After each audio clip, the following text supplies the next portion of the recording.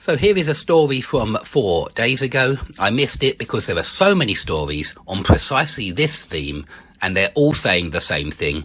What a shame that we were banned from talking about such things for about 3 years. I was a nurse who thought my anti-vax relatives — anti-vax is a name that you use, you call somebody names when you can't beat them in an argument. And so if you disagree with somebody about medicines, you call them anti-vax. Who thought my anti-vax relatives were crazy when they told me not to get the COVID jab.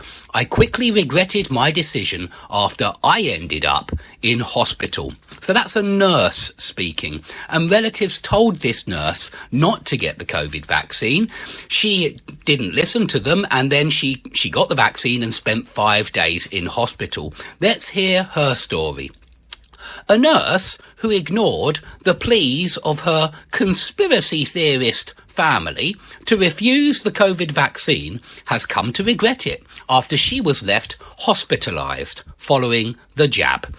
Nurse Haylee Horton, 45, was diagnosed with post-vaccination immune reaction by Perth's Peel Health Campus Hospital after a 5-day stay. Mrs. Haylee resumed nursing in late 2021 after maternity leave, but required a COVID vaccination to do so as part of Western Australia's mandates. A mandate is something which is obligatory, which you have to do or you lose your job. So she was forced to do this by the powers that be, even though her family told her not to do it and they warned her against it because of side effects and adverse reactions. However, 4 relatives were vocal. Now, if you are vocal, then you are speaking out against something. Usually, you're using your voice when you're vocal. And so 4 relatives were vocal in their opposition. Yeah, they kept on saying how they were opposed to her taking the jab. I assume because of the side effects and adverse reactions that we haven't been allowed to talk about since 2020. They begged me not to have it. My auntie in particular, Miss Horton told Daily Mail Australia. At the time, they all sounded batshit crazy, to be honest. So batshit crazy is saying that it's a way of saying that someone is completely mad, completely bonkers. And so they all sounded batshit crazy, to be honest. We just about had a family fallout. Now, if you fall out with somebody, you stop being friends with them. And so they had a family feud, a family fallout on this topic. And I think lots of families had a feud, a fallout on this topic, because half of the family thought that it might be dangerous and the other half of the family thought that it had to be done, that it was compulsory, obligatory, mandated, mandatory. I thought they were all nuts. I honestly did.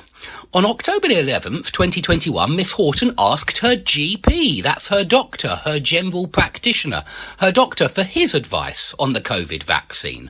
He told her she was at higher risk from contracting COVID due to her underlying multiple sclerosis, which has been held in check by 6 monthly infusions of an autoimmune medication since being diagnosed in 2014. I have never had a problem with any other vaccine, Miss Horton said. That's a mistake, I'm sure. As nurses, you have to have all sorts of jabs. It's true, isn't it? If you work as a nurse, you have to have lots of vaccines. And so based on her doctor's advice, Miss Horton received a Pfizer vaccine at a local medical practice in southwest Perth. And here you can see another story of another person who was seriously injured by this so-called medicine. Perhaps we'll read that on another day if we get time. There were just simply so many stories, I don't think we will have time. So for the next 2 days, Miss Horton said she felt pretty rubbish and was fatigued. However, she put it down to having a younger daughter. So this put something down to something is a very good phrasal verb. It's very common. And it's when you ascribe causes to something, when you want to say what the cause was of a certain effect. And so the effect was she felt rubbish and fatigued, and she thinks what caused this was having a younger daughter who was a magnet for bringing viruses into the household. We often blame children, don't we, nowadays, about diseases. We say, it's the children's fault. They spread diseases, those dirty children. Anyway, Miss Horton had her second Pfizer jab on November 12th. The following weekend, Miss Horton was hosting a joint birthday party for herself and her daughter when she burnt her tongue on some asparagus. The burn turned into a massive ulcer on my tongue, so this is a kind of infection on the tongue. She woke the following morning with a bad headache, sore throat and nausea. Nausea is a feeling of sickness in the stomach, forcing her to stay in bed. The next day she began vomiting, throwing up. This is when you throw up, you vomit.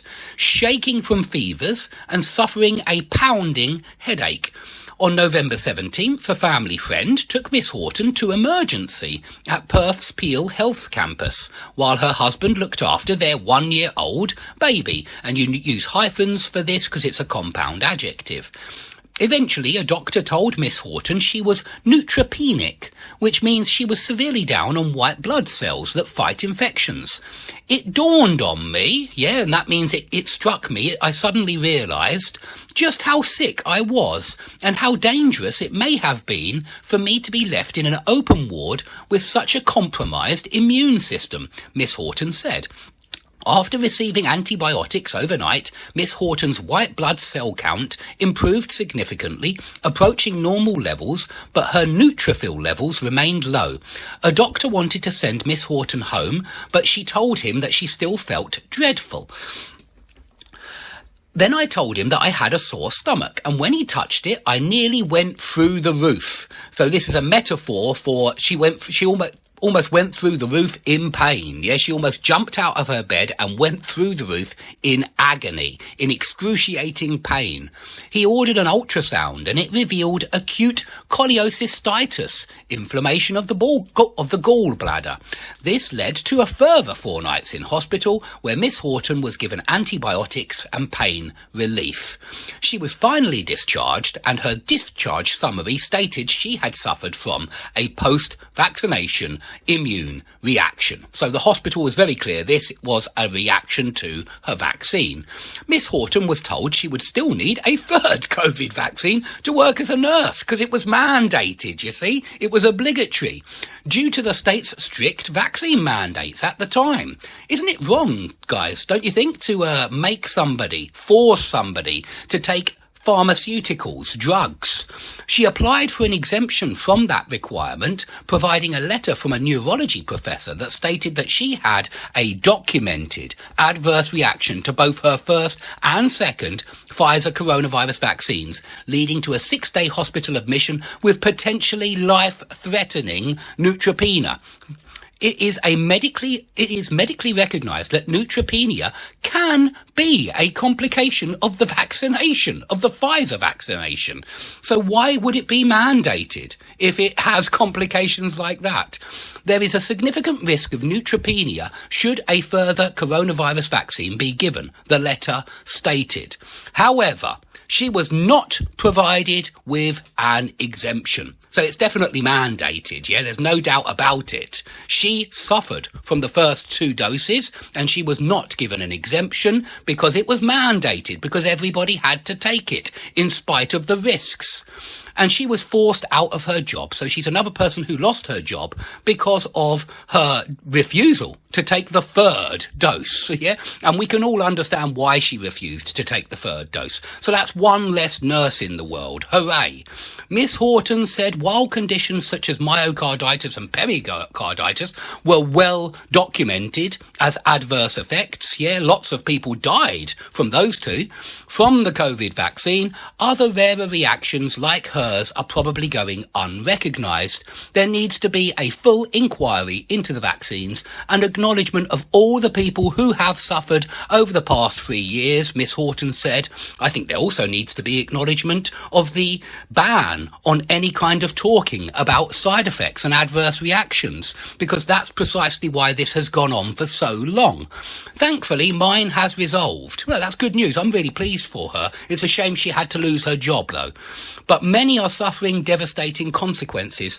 Peel Campus Hospital has been contacted for comment, but has not confirmed whether they reported Miss Horton as an adverse vaccine reaction to medical watchdog, the Therapeutic Goods Administration. So they won't even confirm whether they did that. Okay. Thanks a lot, Peel Campus Hospital.